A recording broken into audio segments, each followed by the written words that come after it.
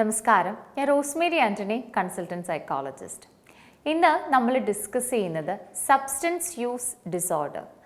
Substance use disorder is a complex condition in which there is uncontrolled use of substances despite harmful consequences.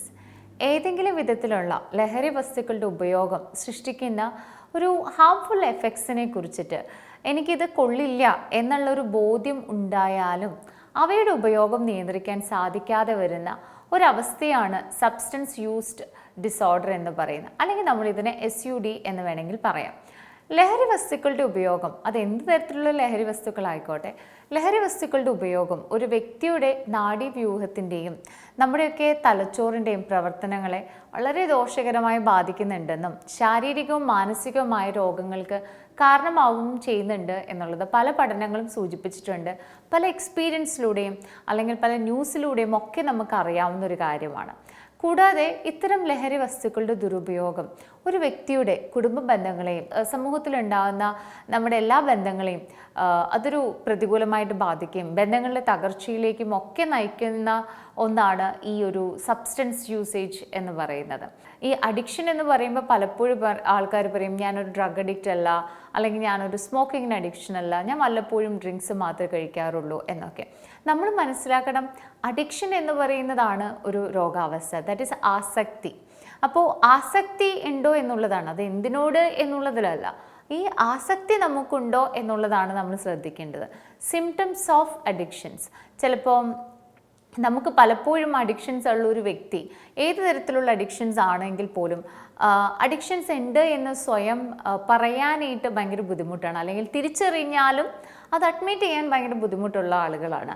അപ്പോൾ എന്തെല്ലാം കാരണങ്ങളാലാണ്, അല്ലെങ്കിൽ എന്തെല്ലാം കാര്യങ്ങൾ നമുക്കിതിൽ ശ്രദ്ധിക്കാം, അഡിക്ഷൻസ് ഉള്ള വ്യക്തികൾക്കുള്ള സിംറ്റംസ് എന്തൊക്കെയാണെന്ന് നമുക്ക് നോക്കാം. ഒന്ന്, പുവർ പെർഫോമൻസ്. ചിലപ്പോൾ വിദ്യാഭ്യാസത്തിലോ വർക്കിലോ അല്ലെങ്കിൽ നമ്മുടെ വീടുകളിലോ നമ്മൾ ഏതെങ്കിലും തരത്തിലുള്ള വർക്ക് ഏറ്റെടുത്തിട്ടുണ്ടെങ്കിൽ അതിലൊരു പുവർ പെർഫോമൻസ് ആവാം. റിലേഷൻഷിപ്പ് മെയിൻറ്റെയിൻ ചെയ്യാൻ ബുദ്ധിമുട്ടുണ്ടാവും, relationship difficulties, lack of energy in daily activities, lack of self control. അവർക്ക് വല്ലാത്തൊരു എനർജി ഡ്രെയിൻഡ് ആയിട്ട് കാണപ്പെടുന്നൊരവസ്ഥയിലേക്ക് പോകാറുണ്ട്.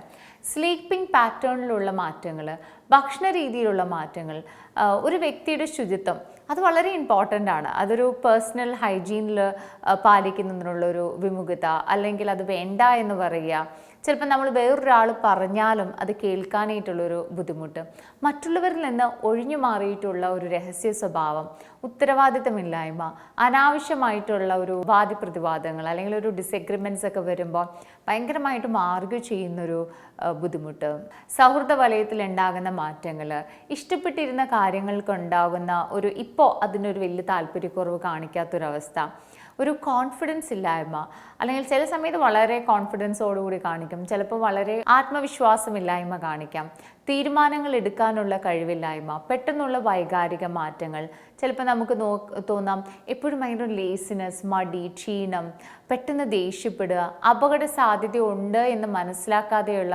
ഒരു എടുത്തുചാട്ടം, സെൽഫ് ഹാമിങ്, ചിലപ്പോൾ ഭയങ്കരമായിട്ടുമുള്ള ഒരു അഗ്രസീവ് ബിഹേവിയർ കാണിച്ചേക്കാം, മോഷണം കാണിച്ചേക്കാം, കുറ്റകൃത്യങ്ങൾ എന്നിവയിൽ ചെയ്യാം. ഇങ്ങനെയുള്ള കാര്യങ്ങളിലേക്ക് പെടുന്നുണ്ട് എങ്കിൽ മേ ബി ഒരു ലാക്ക് ഓഫ് സെൽഫ് കൺട്രോൾ, നമുക്ക് നമ്മളെ തന്നെ നിയന്ത്രിക്കാൻ പറ്റാത്തൊരവസ്ഥ, ഇതൊക്കെയാണ് അഡിക്ഷൻ്റെ പൊതുവെയുള്ള സിംറ്റംസ് എന്ന് വേണമെങ്കിൽ പറയാം. എന്നാൽ ഉപയോഗിക്കുന്ന ലഹരി വസ്തുക്കളുടെ ഉപയോഗം ഗ്രാജുവലി കൂടി വരിക, ഇവയെ നമ്മുടെ ചിന്തകളിലും പ്രവൃത്തികളിലോടും അവയോടുള്ള ആസക്തി പ്രകടിപ്പിക്കാനായിട്ടുള്ള ഒരു അവസ്ഥ കൂടി വരാറുണ്ട്. ലഹരി ഉപയോഗിക്കാതിരിക്കുമ്പോൾ ചിലപ്പോൾ നമുക്ക് പനി വരാം, കോൾഡ്, അല്ലെങ്കിൽ നമുക്ക് വല്ലാത്തൊരു വെപ്രാളം, വിറയൽ എന്നിവയൊക്കെ ഉണ്ടാവും.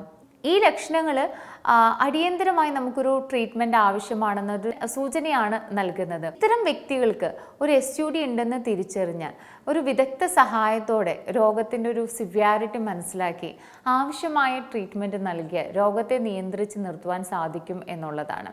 നമ്മൾ മനസ്സിലാക്കണം, ചിലപ്പോൾ നമ്മുടെ കുട്ടികളോ അല്ലെങ്കിൽ നമ്മുടെ പരിചയത്തിലുള്ളവരോ നമ്മുടെ സിബ്ലിങ്സോ നമ്മുടെ ഫ്രണ്ട്സോ ഒക്കെ ഇങ്ങനത്തെ സബ്സ്റ്റൻസ് ഉപയോഗിക്കുന്നുണ്ട് എങ്കിൽ, ഇതിനൊരു അടിമപ്പെട്ടിട്ടുണ്ട് എങ്കിൽ, അവർ തിരിച്ചറിഞ്ഞില്ലെങ്കിലും ഇത്തരം സിംറ്റംസ് നിങ്ങൾക്ക് മനസ്സിലാവുകയാണ് എങ്കിൽ അവരെ ഹെൽപ്പ് ചെയ്യാൻ നിങ്ങൾക്ക് പറ്റുമായിരിക്കും എന്നുള്ളതാണ്.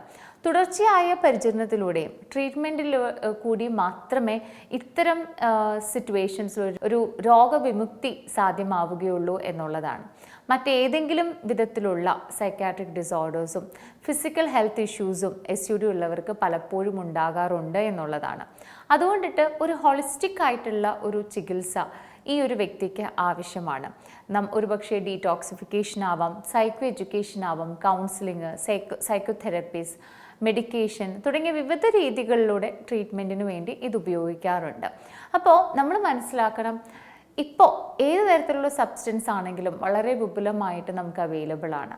അപ്പോൾ ഇത്തരം സബ്സ്റ്റൻസ് നമ്മുടെ ചുറ്റുപാടോ അല്ലെങ്കിൽ നമ്മുടെ കുടുംബങ്ങളിലോ ഉപയോഗിക്കുന്നുണ്ട് എങ്കിൽ, അല്ലെങ്കിൽ ഉപയോഗിക്കുന്നുണ്ട് എന്ന് നിങ്ങൾക്ക് ഡൗട്ട് ഉണ്ട് എങ്കിൽ, ഇത്തരം സിംറ്റംസ് ഇത്തരം കാരണങ്ങൾ അവർ പ്രകടിപ്പിക്കുന്നുണ്ടോ എന്ന് തിരിച്ചറിഞ്ഞ് അവർക്ക് വേണ്ടത്ര ഒരു ചികിത്സാ സഹായം കൊടുക്കാനായിട്ട് ശ്രദ്ധിക്കുക എന്നുള്ളതാണ്.